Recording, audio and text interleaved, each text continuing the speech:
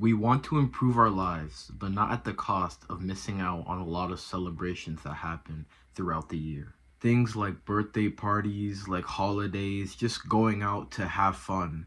There's a lot of things that we want to do, yet it does kind of interfere with our progress and what we want to get better at. So I'm going to teach you why we overindulge when we celebrate and how to stop overindulging when we celebrate. Before we start, we need to talk about what does indulging mean and what does overindulging mean. Indulging is when you partake in a certain bad habit.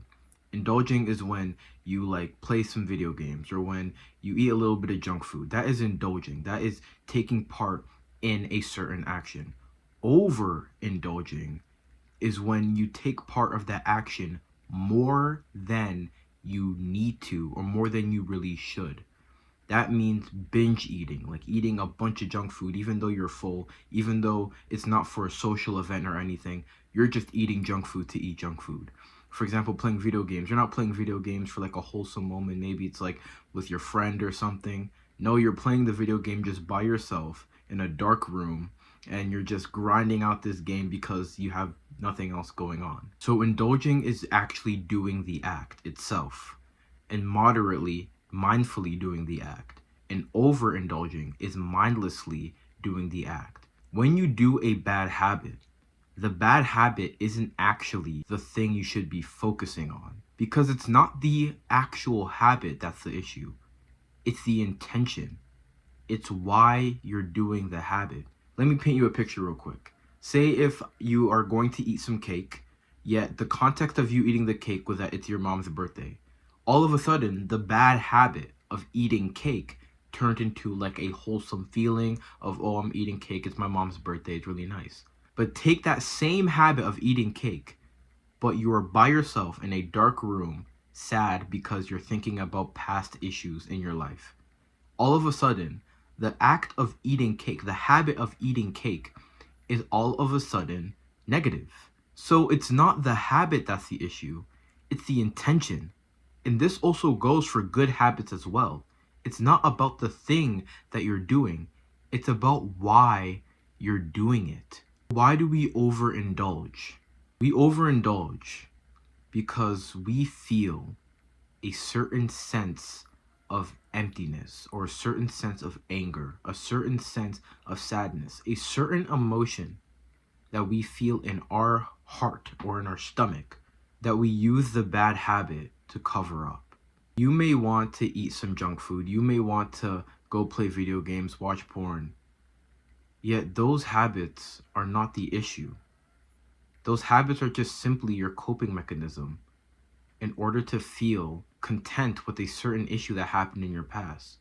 Maybe you got abused. Maybe you broke up with your girlfriend. Maybe something happened where it was like a very scary moment, like you're scared you're gonna get jumped or something. These scary issues and these things in our past that make us angry, that make us sad, that make us jealous, all these negative emotions that we keep inside, those are the reasons why we overindulge. And that is the reason why you don't trust yourself when you go to parties and when you go and celebrate. Because it's not that you don't have the ability to withstand all these bad habits and just like have a little bit of cake or a little bit of this just so you can like be present in the social moment. You do that to cover up your negative feeling. I'm gonna tell you a quick story. On Christmas in the morning, I made breakfast with my sister. We made like waffles, bacon, all these different things, which is completely opposite of my diet. Yet it was through the context of making food with my sister and eating food at the dinner table with my family and then opening presents after. I had a cup of tea and I had like a little bit of cake my neighbor made me, which was really nice. Yes, it was against the goal, or it was against the habit of eating clean, and yet it was the bad habit of eating junk food. Yet with the context through that it was with for family and for Christmas, all of a sudden the bad habit felt good. The bad habit didn't feel bad. I didn't overindulge, I just indulged. Yet later that day, I started to have negative feelings. And this was around dinner time. So it was basically the same setup, but it was just like dinner food, like rice, like mac and cheese, like chicken, all these things. And I ate my plate and I felt full, I felt nice. And then I went back to eat more. And then more. And then more. my auntie came, and she's a baker. She's a very good baker. She came, and then she made some like pastries and stuff, and I ate a bunch of those, more and more. I was full. My stomach was bulging out of my belt buckle. Like, I felt sick.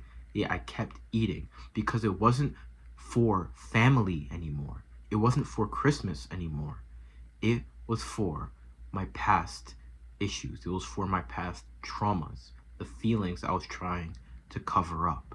So how do we deal with these issues? How do we actually fix overindulging?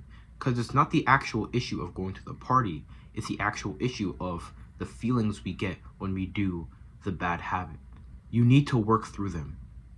You need to stop doing these bad habits, and you need to stop doing these good habits to distract yourself, to busy yourself away from the things you actually need to address. You have to sit down and let yourself feel the emotions, and you will feel the pain that you have felt in the past. It's painful, but for some reason it's so familiar. You recognize how it feels. It's that pain that's making you do the bad habits. It's that pain of why you don't trust yourself when you go to parties and you overindulge. It's that pain right there. And this is a practice you need to do every single day, where you take 10 to 20 minutes sitting down in a room, and yeah, you're gonna feel bored. You're just staring at your wall. You're gonna feel bored. Yeah, that's good. Boredom is a precursor to the negative feeling. Once you start to feel bored, that's when the thoughts start to come. And when the thoughts come, that's when you can start to make progress on those things. Yeah, you're gonna sit down for 10, 20 minutes and you're gonna feel bored. That's a good thing. You want to feel bored, because once you feel bored, you feel sad. And why do you feel sad? Ask yourself these questions, and don't try to cope, and don't try to be like, oh, but it's better now because I'm better. I have like a good family. I'm working out in the gym. Like, all these things are better now. Don't cope. Agree with everything your mind says, because your mind is not you right now talking. That is your inner child, or that is your inner post-breakup version of you. That was the inner version of you that experienced that very traumatic moment in your life, that emotion or that thing you didn't get to process. That is you then.